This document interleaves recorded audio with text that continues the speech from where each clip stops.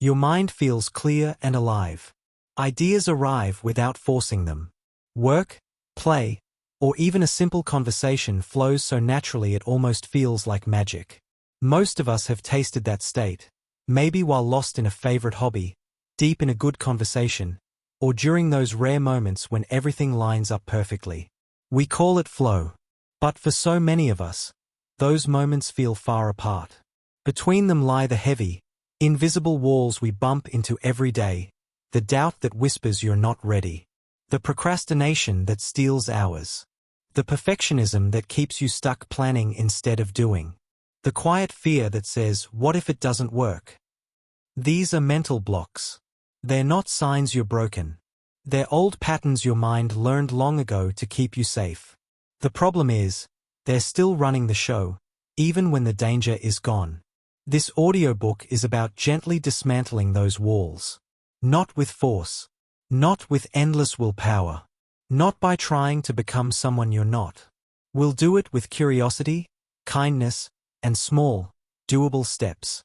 Together we'll learn to spot the blocks before they stop you, speak to yourself with the same warmth you'd offer a friend, turn tiny actions into real momentum, protect your energy so flow can last longer, and rest deeply so you can return stronger.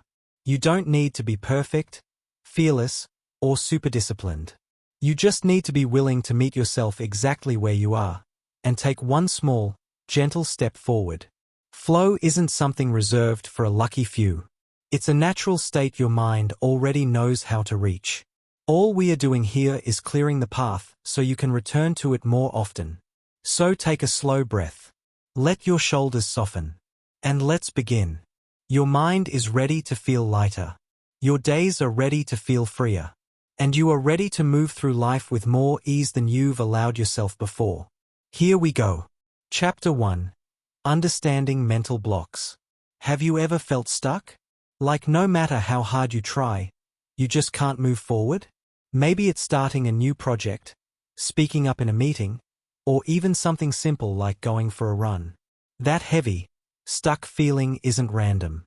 It's often caused by what we call mental blocks. Mental blocks are like invisible walls inside your mind. They stop you from doing the things you want to do. They make you hesitate, doubt yourself, or give up way too soon. The really good news? These walls aren't made of concrete. They're built from thoughts, habits, and old patterns, and we can take them apart.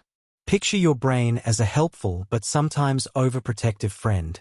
A long time ago, that protectiveness kept people safe from real dangers. If you heard a rustle in the dark, your brain would shout, "Freeze! Run! Hide!" That quick reaction saved lives. These days, most of us aren't running from wild animals. But the brain still uses the same old alarm system. When something feels even a little risky, trying a new skill, sharing an idea, making a change, your mind sends out those same warnings. They show up as worry, self-doubt, procrastination, or the need to make everything perfect first. Here are a few ways mental blocks often show up in everyday life. One common block is the not good enough story. That inner voice says other people are smarter, more talented, or more prepared. It compares you to everyone else and usually leaves you feeling small or unworthy. Another big one is fear of failure. What if it doesn't work out? What will people say?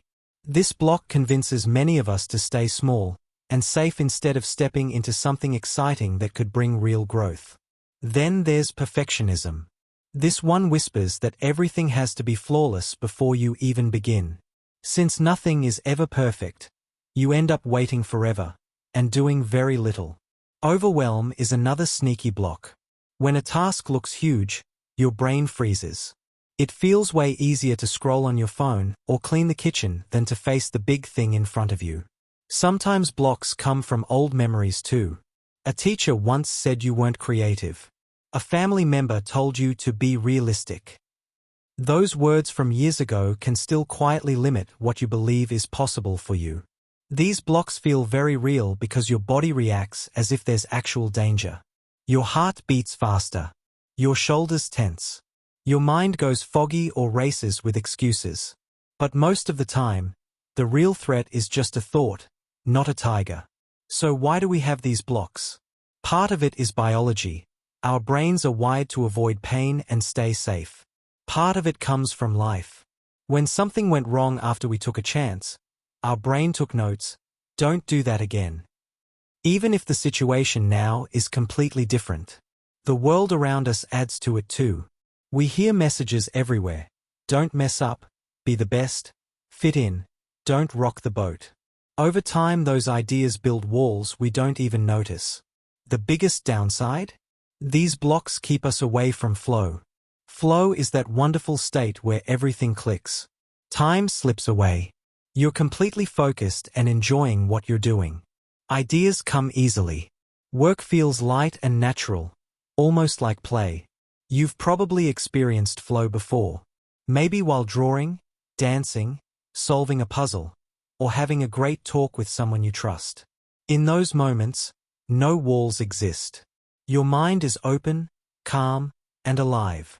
This whole audiobook is about helping you spend more time in that flow state. Not just once in a while, but more regularly, in your work, your hobbies, your relationships, your daily life. Breaking mental blocks doesn't mean fear or doubt disappear forever. It means they stop running the show. You learn to notice them, understand where they come from, and gently step past them. Think of it like walking through a foggy morning. At first you can barely see the path. Everything feels uncertain and slow. But as you keep moving, turn on a light, take careful steps, the fog thins. The path becomes clear again. That's what we'll do together here. Shine some light. Take gentle steps. Clear the fog so flow can come naturally. You might be asking yourself right now, can this actually work for me? Absolutely. People who thought they were just lazy, too shy, or not cut out for it have changed everything once they saw their blocks clearly and learned simple ways to move through them. You don't need to be extra talented or special. You just need to be willing to look at your thoughts with a bit of kindness instead of criticism. In the chapters ahead, we'll dig deeper. We'll spot the exact blocks that hold you back most. We'll practice easy tools to loosen their grip. We'll build new ways of thinking that invite flow instead of blocking it. For now, just let this sink in. The stuck feelings you're having are normal. Almost everyone deals with mental blocks. They're not proof that something's broken inside you. They're old habits that helped once but aren't helping anymore. Take one slow, easy breath right now. Let your shoulders drop a little. Feel your body soften just a bit. You're already beginning to loosen those old walls simply by listening and staying open. You deserve a mind that feels free. You deserve to create, act, rest, and live without invisible barriers holding you back. And you really can get there. Chapter 2. Spotting your own mental blocks. How to recognize the hidden patterns holding you back. Now that you understand what mental blocks are and why they show up, the next step is simple but powerful. Learning to spot them in your own life. You can't gently move past something if you don't see it clearly. Awareness is the first key that starts to unlock those invisible walls. The tricky thing about mental blocks is that they often feel normal. They've been with you for so long that they blend into the background like background noise. You might think, this is just how I am, or everyone feels this way sometimes. But once you start paying attention, you notice patterns. Those patterns are your blocks waving hello, asking to be seen. Let's look at some common ways these blocks appear in everyday moments. One of the clearest signs is procrastination. You know exactly what needs to be done. You even want to do it. Yet somehow you end up cleaning your desk, checking messages, or watching one more short video. Your mind finds every possible detour. Deep down, this often comes from a quiet fear. Fear of not doing it well, fear of criticism, or fear that starting will prove you're not capable. Another sign is that heavy feeling of resistance. When you think about a task, a workout, writing an email, having a tough conversation, your body tightens. Your energy drops. You might sigh or feel tired before you've even begun. That physical resistance is your mind saying, danger ahead, even when the only danger is a thought. Negative self-talk is a loud giveaway too. Listen to the voice inside when things get challenging. Does it say things like, "You're going to mess this up, who do you think you are?" Or "Other people are better at this"? These harsh words aren't truth. They're old blocks dressed up as helpful reminders. Perfectionism shows up when you delay starting because it has to be just right. You spend hours researching, planning, tweaking, anything but actually doing. The block here whispers that anything less than perfect isn't worth the effort. So nothing gets done. Overwhelm hits when a goal or task feels too big. Your brain scans it and sees a mountain instead of steps. Suddenly you freeze. You can't decide where to start, so you do nothing. This block tricks you into believing the whole thing has to be handled at once. Imposter feelings are another common one. Even when you've earned your place, good grades, promotions, praise, you feel like a fraud. They'll find out I'm not really good at this. That doubt blocks you from fully stepping into opportunities or enjoying your wins. You might notice avoidance patterns too. Certain topics, people, or situations make you change the subject, leave the room, or go quiet. Your mind steers away because facing them stirs up discomfort. These signs aren't random. They repeat. The same block might show up in your work, your relationships, your health goals. Spotting the pattern is huge. It means the block isn't about the specific task, it's a deeper habit your mind keeps using. So how do you start seeing your own blocks more clearly? Here are some gentle, practical ways to shine a light on them. First, try tracking your stuck moments. For the next few days, carry a small notebook or use notes on your phone. Whenever you feel that heavy resistance, procrastination, or self-doubt, pause and jot down 3 quick things. What was I about to do, or thinking about doing? What thoughts came up right before I stopped? How did my body feel? Tight chest, racing heart, heavy limbs? No judgment. Just notice. After a week, read back through your notes. Look for repeats. Do certain thoughts keep showing up? Do you freeze in similar situations? Those repeats are your main blocks. Another helpful practice is asking yourself simple reflection questions. Set aside 5 or 10 minutes in the evening or morning. Sit quietly and answer 1 or 2 of these. What did I avoid today, even though I knew it mattered? What story did I tell myself about why I couldn't do it? If fear wasn't in the room, what would I try right now? When do I feel most not good enough? What triggers that feeling? What would I tell a close friend facing the same struggle? Write freely. Let the answers come without forcing them. Sometimes the block hides in what you don't want to write. You can also notice your language. Catch phrases like "I can't," "I should," "It's too late," or "I'm not the kind of person who." Those words often point straight to a limiting belief. Pay attention to your excuses too. When you explain why you didn't follow through, listen closely. Are the reasons logical? Or do they feel like quick ways to avoid discomfort? Real reasons feel different from protective excuses. The goal here isn't to criticize yourself. It's to get curious. Think of yourself as a friendly detective gathering clues about how your mind works. Every time you spot a block, you're weakening its hold. It loses power when it's no longer hidden. This awareness takes practice. At first, you might only catch blocks after they've already stopped you. That's okay. Over time, you'll notice them sooner, right when the doubt or resistance starts. That early notice gives you a choice. Follow the old pattern or try something new. You're building a new habit, seeing clearly instead of staying on autopilot. That's a big step toward flow. When you know your blocks, they stop controlling you from the shadows. Keep this gentle. Be kind as you look. These patterns formed to protect you once. Now they're just outdated software. With patient observation, you can update the system. Chapter 3. The Gentle Power of Self-Compassion. Why kindness to yourself dissolves walls faster than force. You've started noticing your mental blocks. You see them more clearly now, those moments of resistance, the harsh inner voice, the excuses that pop up like clockwork. That awareness is already a big win. But here's where many people get stuck. Once they spot the blocks, they try to bulldoze through them with willpower, criticism, or tough self-talk. Come on. Just do it already. Stop being lazy. You should be better than this. That forceful approach feels logical. It seems like the blocks need a good push. But here's the gentle truth that changes everything. Force usually makes the walls thicker. Kindness, on the other hand, softens them from the inside.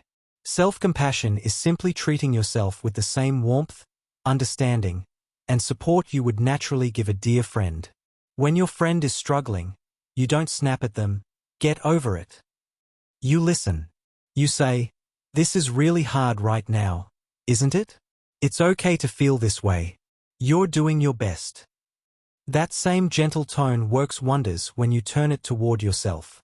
Why does kindness dissolve blocks faster than force? Let's look at what happens inside when we are harsh versus when we are kind. When you criticize yourself, "I'm so useless. Why can't I just focus?" Your nervous system hears danger. The same stress response that once helped you escape threats now kicks in. Your body tenses. Your mind narrows. Creativity shuts down. Flow becomes impossible because you're in survival mode, not growth mode. The block grows stronger as you fight it. Now imagine the opposite. You notice the block, "I'm avoiding this task again," and instead of attacking yourself, you pause and say quietly, "Okay, this feels hard right now. It's normal to feel stuck sometimes. I'm allowed to take this slowly."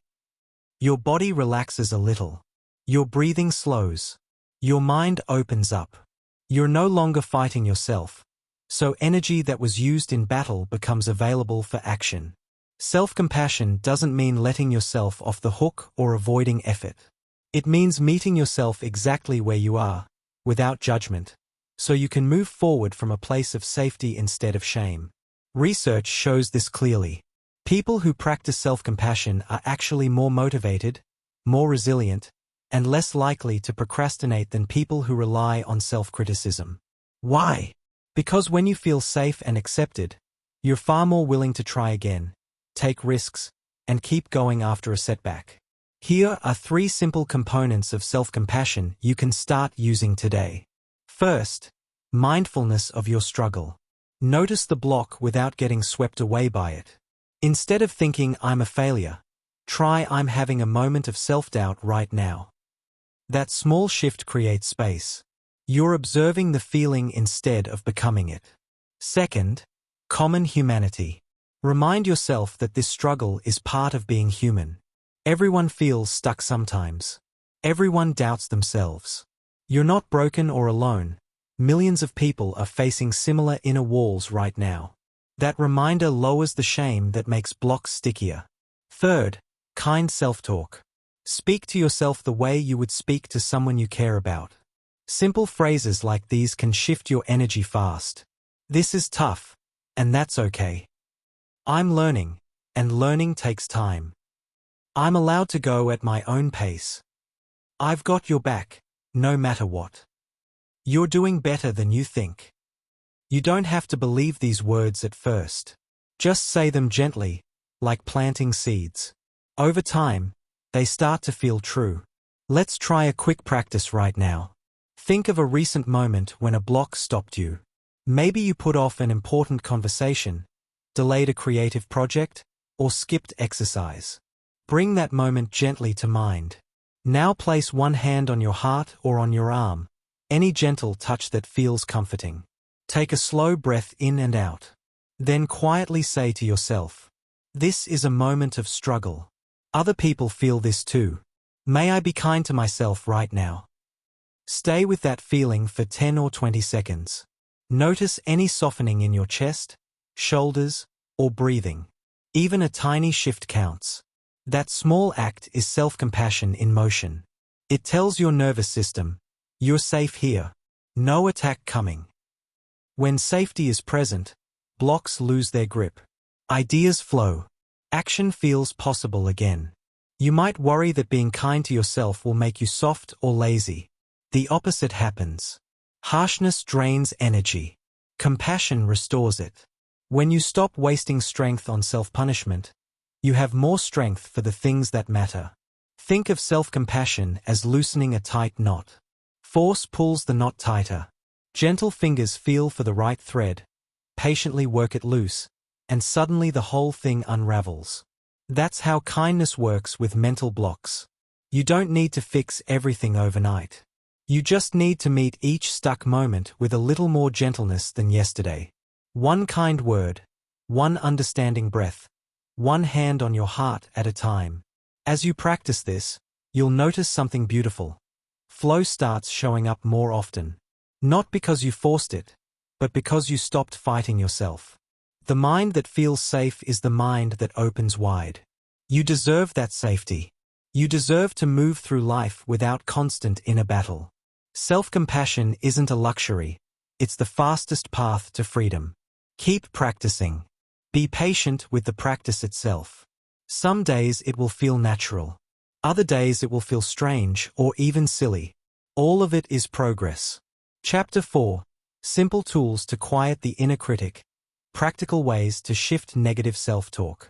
You've already taken big steps. You understand what mental blocks are. You're learning to spot them in real time. You're practicing self-compassion, meeting yourself with kindness instead of criticism. Now it's time to zoom in on one of the loudest parts of those blocks, the inner critic. That voice inside your head, the one that says you're not good enough, this is going to fail, why even bother, is a major source of resistance. It shows up fast, sounds convincing, and often feels like truth. But it's not truth. It's an old habit trying to keep you safe by keeping you small. The good news is you don't have to silence that voice completely, which is almost impossible anyway. You just need to turn down its volume, question its authority, and replace it with something calmer and more helpful. When the inner critic gets quieter, flow has much more room to show up. Here are some simple, practical tools you can start using today. They're easy to remember, quick to practice, and they work best when you use them gently and consistently. First tool, name the critic. Give that harsh voice a name, something silly or neutral. Call it the judge, inner drill sergeant, the worrier, or even grumpy Gus. Naming it creates distance. Suddenly it's not me talking. It's a character with a bad attitude. When the voice says, "You'll never get this right," you can respond calmly, "Okay, Grumpy Gus is back at it again." That small separation weakens its power instantly. Second tool, thank it, then redirect. The critic usually thinks it's helping by warning you of danger.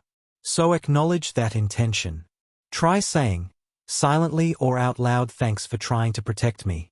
I hear you, but I'm going to take this step anyway." Then gently shift focus to the next small action. This approach honors the old protective instinct without letting it run the show. Third tool, the evidence check. When the critic says something absolute like "I always mess up" or "I'm terrible at this," ask for proof. Write down or think through 3 quick questions. Is this 100% true, every single time? What evidence do I have that contradicts this? What would I say if a friend told me this about themselves? Most of the time, the critic's statements fall apart under gentle questioning. You'll see exceptions, small wins, and progress that the voice conveniently ignores. Fourth tool, flip the script. Take the critic's sentence and turn it into something supportive. It doesn't have to be overly positive, just more balanced. Critic says, "This is going to be a disaster." Flip, "This might be challenging, and I can handle challenges." Critic says, "You're too slow." Flip, "I'm moving at my own pace, and that's okay." Critic says, "No one will care about this." Flip, "I care about this, and that's reason enough to keep going." Say the flipped version out loud or write it down. It feels awkward at first, but repetition makes it more natural. Fifth tool, the 2-minute pause. When the inner critic gets loud, stop everything for 2 minutes. Close your eyes if you can. Take 5 slow breaths. Put one hand on your chest or belly. Then quietly ask yourself, "What do I need right now?" Sometimes the answer is rest, a glass of water, a short walk, or just a kind word. Meeting that need usually quiets the critic faster than arguing with it. Sixth tool, the compassionate letter. Once a day or once a week, write a short note to yourself from the perspective of a caring friend. Start with, "Dear, your name. I see how hard you're trying." Then name something specific you're struggling with, offer understanding, and end with encouragement. Read it whenever the critic gets loud. Keep these letters in a note on your phone or in a small journal. You don't need to use all these tools at once. Pick one or two that feel easiest and practice them for a few days. Notice what happens. Does the voice get a little quieter? Do you feel a bit lighter? Do you start tasks sooner? Those small shifts are signs the tools are working. Remember, the goal isn't to become someone who never has negative thoughts. The goal is to stop believing every negative thought. When you stop treating the critic like an all-knowing judge, it loses its grip. You get to decide which thoughts guide your actions. This shift takes time. Some days the critic will still shout. That's normal. On those days, come back to kindness. Say to yourself, "It's okay that this voice is loud right now. I don't have to fight it. I can keep going anyway." Every time you choose a gentler response over automatic criticism, you're rewiring your mind. You're teaching it that safety doesn't require harshness. And a mind that feels safe is a mind ready for flow. You're doing meaningful work here. Be proud of showing up for these small practices. They add up. They change how you talk to yourself, how you treat yourself, and how freely you move through life. Chapter 5. Turning Awareness into Action. Small experiments to test and weaken your blocks. You've built a strong foundation. You recognize your mental blocks when they appear. You meet them with compassion instead of criticism. You quiet the inner critic with gentle tools. Now comes the exciting part, turning all that insight into real movement. The best way to do this is through small, safe experiments. These aren't big, scary leaps. They're tiny, low-risk tests you design to gather evidence about your blocks. Think of yourself as a curious scientist. Your block is a hypothesis. If I try this, something bad will happen. Or I'm not capable of this. A small experiment lets you test that hypothesis in real life and see what actually happens. Why do small experiments work so well? Talking about a block or thinking about it changes your head-level understanding. But doing something, even something tiny, changes your deeper, feeling-level beliefs. When you act and see the world doesn't collapse, the block loses strength. Each successful experiment chips away at the old story and builds a new one. I can handle this. It's safe to try. That new evidence invites flow because you're no longer frozen in fear. Here's how to create and run these small experiments step by step.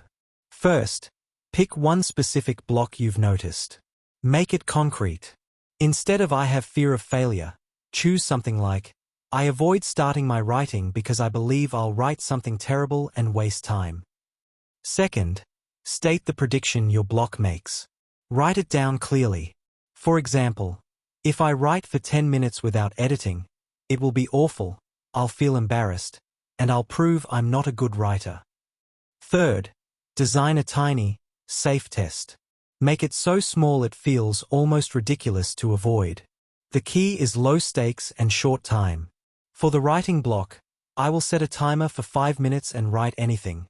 Stream of consciousness, random thoughts, even I don't know what to write, without judging or fixing it. Fourth, rate your belief in the prediction before you start. On a scale of 0 to 100, how much do you believe this will prove I'm terrible?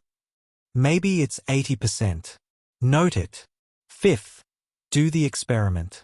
Just do it. No extra thinking. When the timer ends, stop. Sixth, observe what actually happened. Write down the facts. What did I do? What thoughts came up? How did my body feel? What was the outcome? Did the feared thing happen exactly as predicted? Seventh, re-rate your belief. Now, after seeing the results, how much do you believe the old prediction? Often it drops. maybe to 40% or lower. That drop is real change. 8th, reflect kindly. Ask, what did I learn? What surprised me? How can I use this next time? End with a compassionate note. I showed up for myself. That matters. Here are some examples of small experiments for common blocks. For procrastination or overwhelm, I believe if I start this big report, I'll get stuck and it will take forever. Experiment, I'll work on it for exactly 7 minutes. Just open the file and type one sentence or bullet point. Many people discover the start is the hardest part, and momentum builds. For not good enough feelings, I believe if I share my idea in the meeting, people will think it's stupid. Experiment, I'll share one small comment or question in today's call, even if it feels imperfect. Afterward, notice, did anyone laugh or judge harshly? Usually no. The world keeps turning. For perfectionism, I believe I can't submit this until it's flawless. Experiment, I'll send this email or post without rereading it 3 times, just once. See what happens. Most times, no disaster. You save time and energy. For fear of judgment, I believe if I post something personal online, I'll get negative comments and feel humiliated. Experiment, I'll share one short, honest thought on a low-stakes platform or with one trusted friend. Track the response. Often it's supportive or neutral. Keep each experiment tiny at first. 5 minutes. 1 sentence. 1 small share. The smaller it is, the easier it is to do, and the quicker you gather proof that your block isn't as solid as it seems. Do 1 experiment a day or every few days. Track them in a simple note. Date, block, prediction, experiment, results, new belief rating. Over a week or 2, patterns emerge. You see the blocks weakening. You feel more capable. Action becomes less heavy. If an experiment feels too big, make it smaller. If fear spikes, pause and use a compassion tool first. Hand on heart, kind words. Then try again. No rush. Celebrate every experiment, even if the outcome isn't perfect. You took action despite the block. That courage builds. Each step trains your mind to trust that trying is safe. These experiments aren't about proving you're fearless. They're about collecting real data so your mind can update its old, protective stories. When the evidence piles up that things usually go okay, or even well, resistance fades. Flow follows naturally because you're moving, not fighting yourself. You're already capable of this. You've spotted blocks, softened them with kindness, quieted the critic. Now you're testing the waters. Each tiny test makes the water feel warmer, the path clearer. Chapter 6. Building a flow-friendly environment. How your surroundings and routines support effortless action. You've come a long way already. You understand your blocks, spot them early, meet them with kindness, quiet the inner critic, and test them with small experiments. All of that inner work creates space for flow. Now it's time to look outward. Your environment and daily routines can either fight against flow or quietly support it. The beautiful part? You have much more control here than you might think. Flow happens most easily when your mind feels safe, focused, and free from unnecessary friction. That doesn't require a perfect life or a fancy workspace. It means setting up your surroundings and habits so they gently nudge you toward action instead of away from it. Let's start with your physical space. A cluttered desk, bright phone notifications, or a noisy background can pull your attention in 100 directions. Each distraction asks your brain to make another small decision. Should I check that? What's that sound? Those tiny decisions add up. They drain the mental energy you need for deep, effortless work. The goal isn't a magazine cover room. It's a space that feels calm and invites focus. Here are some simple ways to make your environment more flow-friendly. Clear the visible clutter first. You don't need to organize everything. Just remove what you can see right now. Put papers in a drawer. Move unrelated items off your desk. Keep only what relates to the task at hand. A clearer surface helps a clearer mind. Choose one dedicated spot for focused work, even if it's a corner of the table.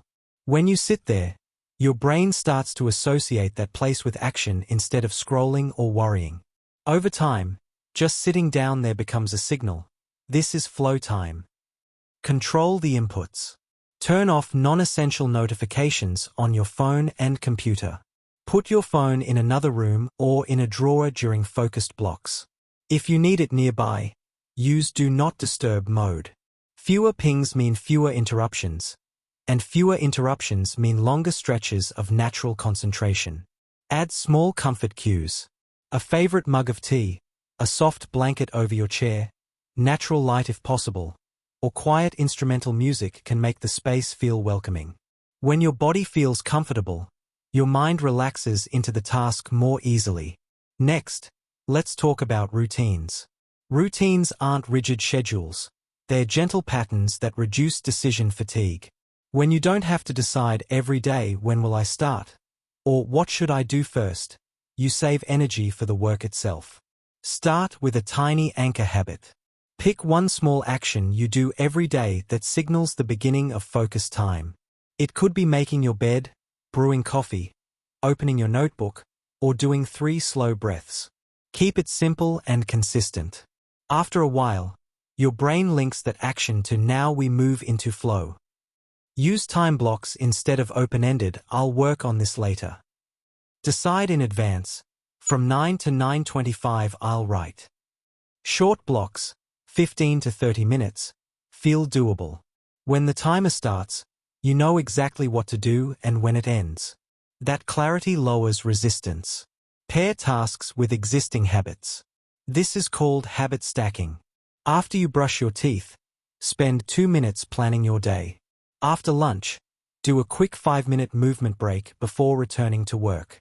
Linking new actions to things you already do makes them stick without extra willpower. Protect your energy peaks. Notice when you feel most alert and creative. Morning, late afternoon, evening? Reserve your highest focus tasks for those windows. Use lower energy times for easier tasks like emails or planning. Working with your natural rhythm feels effortless compared to fighting it. Create exit rituals too. When you finish a focused block, do something small to signal done. Close your notebook, stretch, walk to the window, or write one sentence about what you accomplished. This clean ending helps your mind let go instead of carrying unfinished thoughts. Limit context switching. Try to batch similar tasks. One block for writing, one for calls, one for administration. Jumping between different kinds of work forces your brain to restart each time. Fewer restarts mean smoother flow. Add gentle reminders of progress. Keep a small list or board where you note tiny wins. Wrote for 15 minutes, shared that idea, did the experiment. Seeing evidence of action builds momentum and reminds you that flow is possible. You don't need to change everything at once. Pick 1 or 2 ideas that feel easiest right now. Maybe clear your desk today. Maybe try a 20-minute time block tomorrow. Small changes compound. A slightly calmer space and a slightly more predictable routine quietly remove friction. Less friction means less need for force. Action starts to feel natural again. Your environment isn't just background, it's a partner. When it supports you, it lifts some of the load your mind used to carry alone. Blocks have less room to grab hold. Flow has more room to arrive. You're creating conditions where effort feels lighter and joy in doing comes more easily. That's worth every small adjustment. Keep noticing what helps and what doesn't. Tweak as you go. You're building a life that welcomes flow, one gentle choice at a time. Chapter 7. The Power of Tiny Wins. How small successes rewire your brain for flow. You've set up your space and routines to support flow.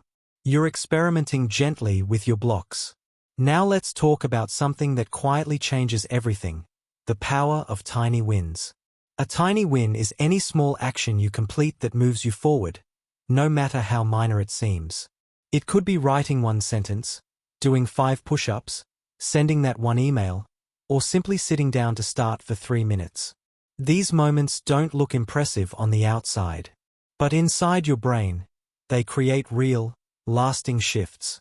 Every time you finish a tiny win, your brain releases a small burst of dopamine, the feel-good chemical tied to reward and motivation. Dopamine doesn't just make you feel good. It also strengthens the neural pathways connected to that action. The more tiny wins you collect, the stronger those pathways become.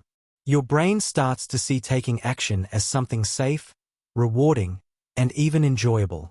Over time, this rewires your default response from "this feels hard and scary" to "this feels doable and good." This is the opposite of how blocks usually work. A block builds momentum through avoidance.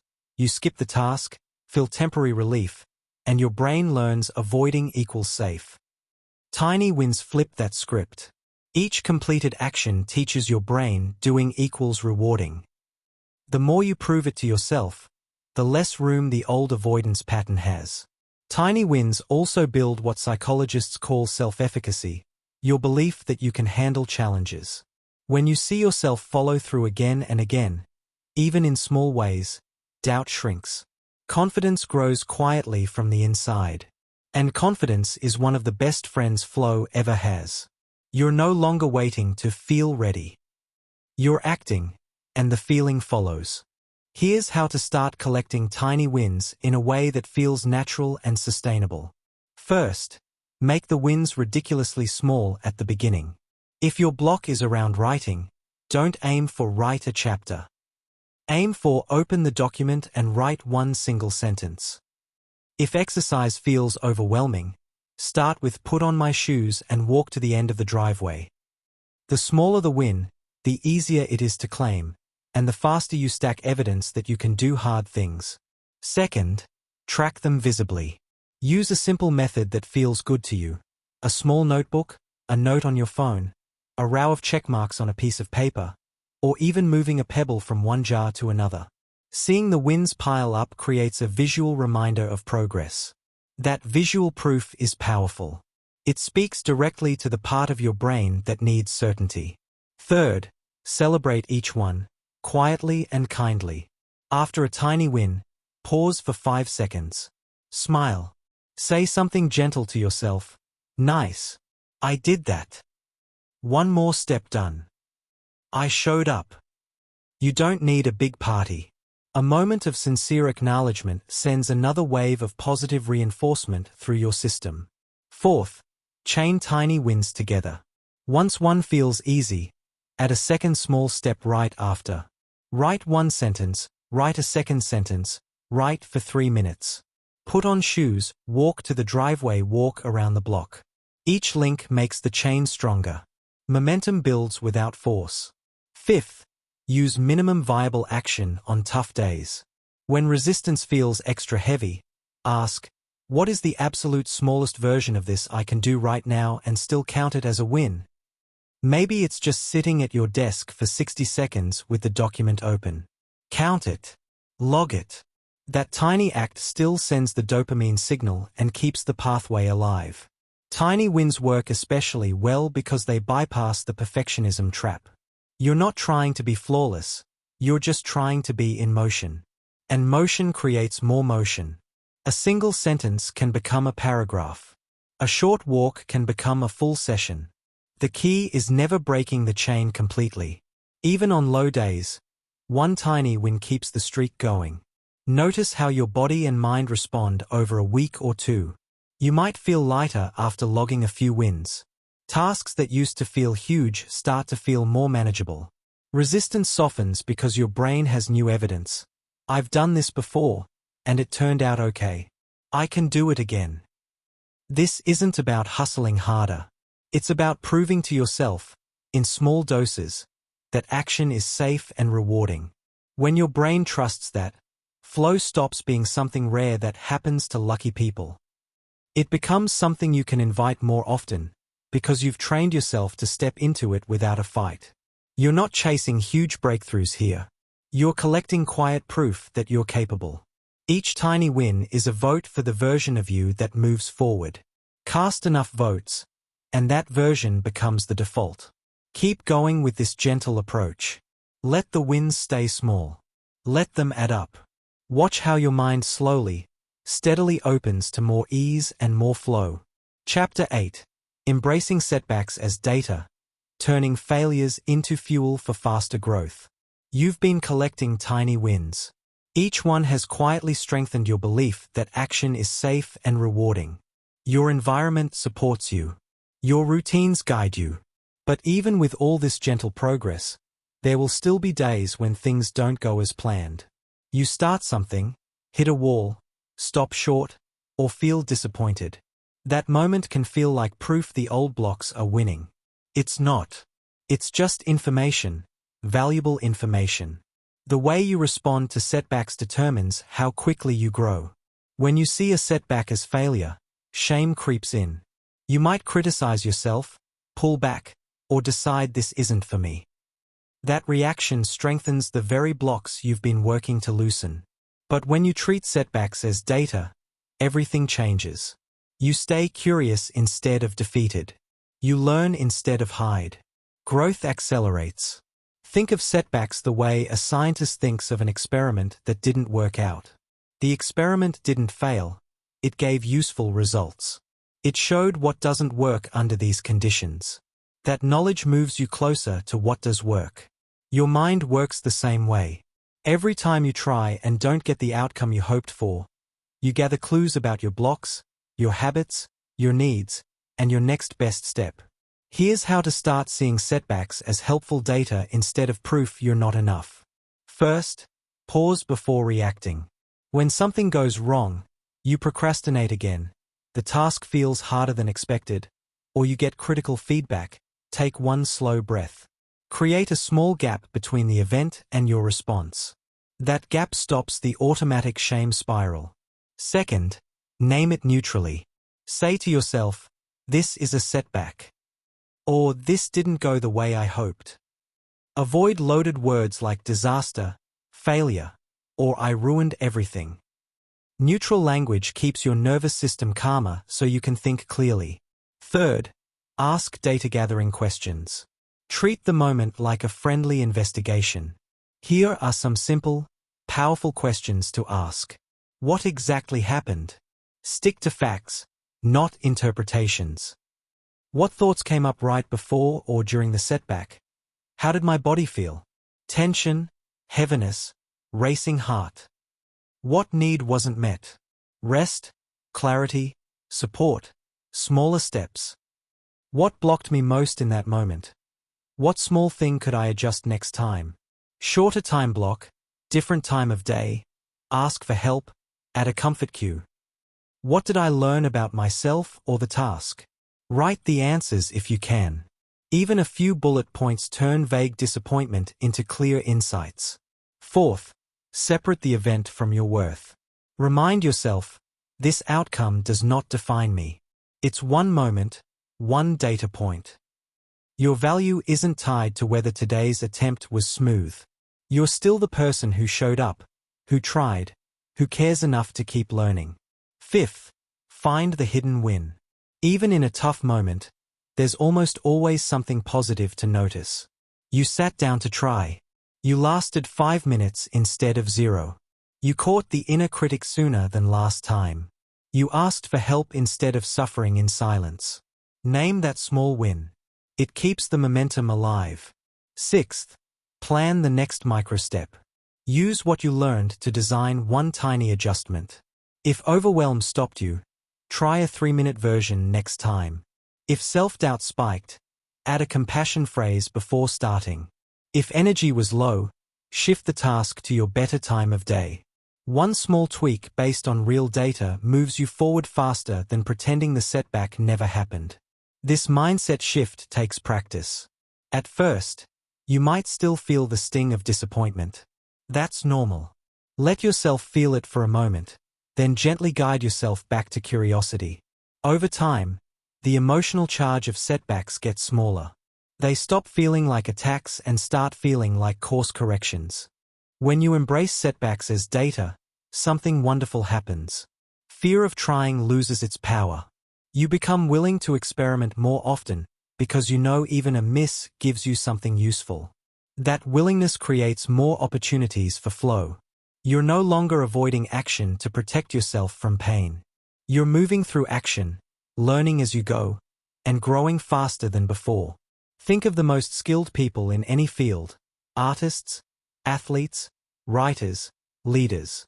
They didn't get there by never failing.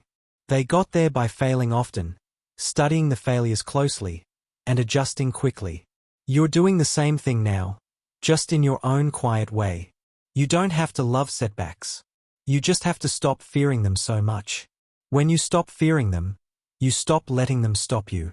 And that freedom lets flow breathe more deeply into your days. Be kind to yourself in these moments especially. A gentle hand on your heart, a quiet "this is hard, and I'm still here learning" can make all the difference. You're not starting over. You're building on everything you've already done. Chapter 9. Staying in flow longer. Techniques to extend focus and deepen engagement. You've learned to invite flow by understanding blocks, softening them with kindness, quieting the critic, experimenting gently, shaping your environment, stacking tiny wins, and treating setbacks as helpful data. Now the natural next step is learning how to stay in that sweet spot longer when it arrives. Flow feels magical when it shows up. Time fades, focus sharpens, work feels almost effortless. The goal isn't just to touch flow occasionally. It's to stretch those moments so they become a bigger part of your days. Extending flow doesn't require superhuman concentration. It comes from small, practical adjustments that reduce interruptions, protect your attention, and help you sink deeper into the task. Here are some gentle, effective techniques you can start using right away.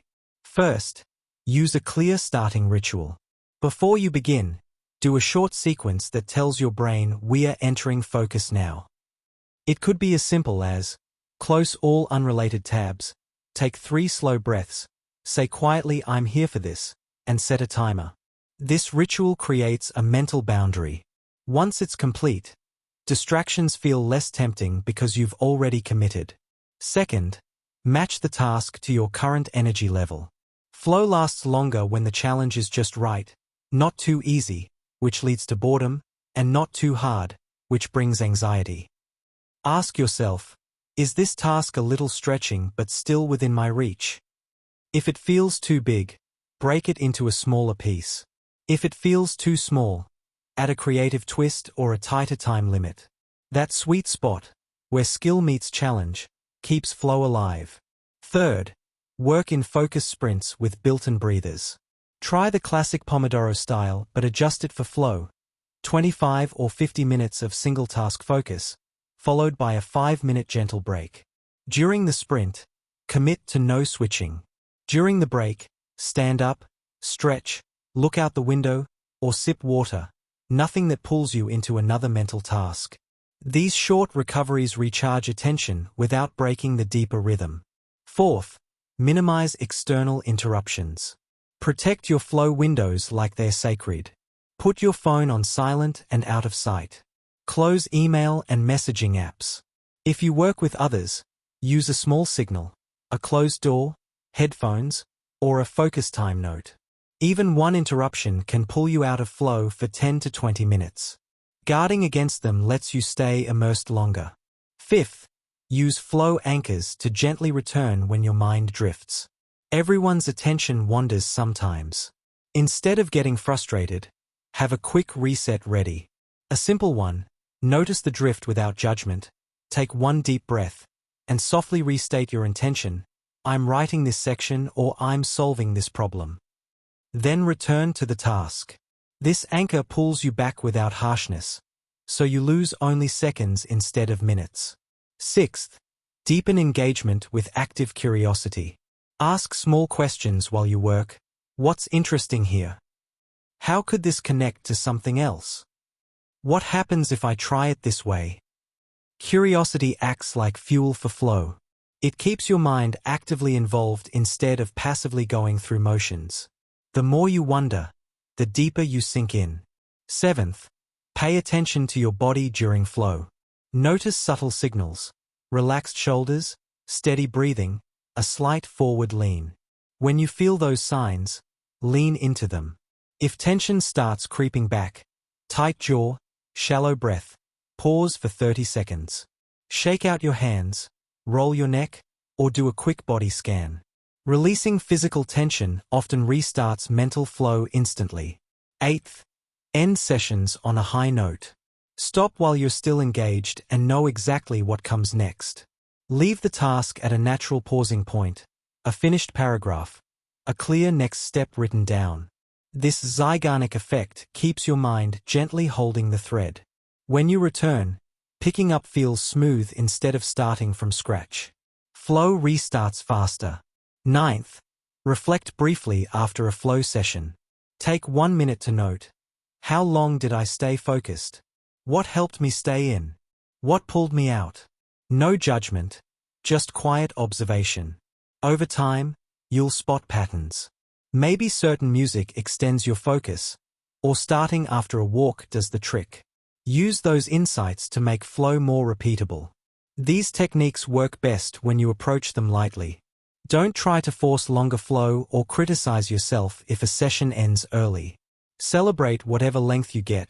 10 minutes is still 10 minutes of deep engagement. Each time you practice protecting and deepening focus, your capacity naturally grows. Flow isn't something you chase with effort. It's something you invite and then allow to unfold. By reducing friction, matching challenge to skill, and gently guiding your attention, you create the conditions for longer, richer flow states. You're training your mind to trust the process. You're teaching it that deep focus is safe, rewarding, and available. The more you stay in flow, even for a little longer each time, the more natural it becomes. Chapter 10. The Role of Rest and Recovery. Why pausing deepens your ability to flow. You've walked a beautiful path together. You've learned to see your mental blocks clearly, meet them with kindness, quiet the inner critic, test them with gentle experiments, shape your surroundings and routines, collect tiny wins, treat setbacks as data, and stretch your moments of flow longer and deeper. All of this work invites flow more often. But there's one final piece that makes everything sustainable and even more powerful: rest and recovery. Many of us have been taught that pushing harder, working longer, and powering through is the only way to get results. Rest can feel like weakness or wasted time. Yet the truth is the opposite. Rest isn't the enemy of flow, it's one of its strongest allies. When you pause intentionally, you recharge the very systems that allow deep focus, creativity, and effortless action to happen. Flow depends on a calm, alert nervous system. When you're tired, overworked, or constantly on, your brain stays in a low-level stress state. Attention scatters. Resistance grows. Ideas feel stuck. But when you give yourself real recovery, true pauses that let your mind and body reset, something remarkable happens. Your nervous system shifts from fight or flight into rest and digest mode. Energy returns. Clarity sharpens. Creativity flows freely again. Rest deepens flow in several quiet but powerful ways. First, it restores attention. Focused work uses a limited resource called directed attention. Like a muscle, it fatigues. After too long without a break, you start forcing concentration, which kills flow. Short, regular pauses, 5 minutes of looking out the window, a slow walk, or simply closing your eyes, let that resource replenish. When you return, focus comes back stronger and more naturally. Second, rest allows incubation. Have you ever stepped away from a problem, taken a shower or gone for a walk, and suddenly the answer appeared? That's your brain working in the background during downtime. Unconscious processing happens best when you're not actively thinking. Pausing gives your mind space to connect dots you couldn't see while staring at the task. Third, recovery reduces resistance. When you're exhausted, even small tasks feel heavy. Blocks grow louder because your tired mind has less energy to meet them with compassion or curiosity. Regular rest keeps your baseline energy higher, so blocks lose some of their grip before you even start. Fourth, rest protects against burnout. Flow feels wonderful, but stringing together long hours without recovery leads to depletion. Over time, you start avoiding the very activities that once brought joy. Intentional pauses keep you in the game longer and make flow more repeatable. So how do you build rest and recovery into your life in a way that feels natural and supportive? Start with micro-recoveries throughout the day. After every focus sprint, give yourself 5 to 10 minutes of low-stimulation activity. Step outside, stretch, breathe deeply, listen to birds, or just sit quietly. Avoid screens during these pauses. They keep your brain in active mode. Real rest means lowering input. Practice longer daily pauses. Aim for at least 1 20 to 30-minute window where you do something purely restorative. A walk in nature, gentle movement, reading something light, or even napping if your body asks for it. Protect this time the same way you protect your flow blocks. Build in full rest days. At least 1 day a week. Step away from goal-oriented work completely. Let your mind wander without agenda. Play, daydream, connect with people, or simply do nothing. These days aren't lazy. They're essential maintenance that makes the other 6 days more fluid and creative. Listen to your body's signals. Tired eyes, foggy thinking, irritability, heavy limbs. These are not signs to push harder. They're invitations to pause. When you honor them early, recovery takes less time and flow returns faster. Treat rest as part of the process, not separate from it. Instead of thinking, "I'll rest after I finish everything," try, "Rest helps me finish things more easily." Reframing rest as productive changes how you value it. You might notice something beautiful as you practice this. Flow often arrives more quickly after a good pause. Ideas feel fresher. Tasks feel lighter. You're not forcing engagement, you're allowing it. The mind that has been given space is the mind that opens wide. Rest isn't about doing less forever. It's about doing what matters with more ease and more joy. When you pair the active work of showing up with the gentle art of stepping back, you create a rhythm that's sustainable and alive. You've built so many tools to invite flow. Now add this one: permission to pause. Give yourself that gift often. Your mind, your body, and your creative spirit will thank you with deeper focus, brighter ideas, and longer stretches of effortless action. This isn't the end of the journey. It's the beginning of living with more flow as your natural state. You know the way now. Keep showing up, keep being kind, keep experimenting, keep resting, and let flow carry you further than force ever could. You deserve a life where effort feels light and joy feels close. That life is already unfolding, one gentle step, and one gentle pause, at a time. Thank you for walking this path with openness and courage. May your days be filled with more flow, more ease, and more of the quiet magic that happens when you stop fighting yourself and simply allow yourself to be.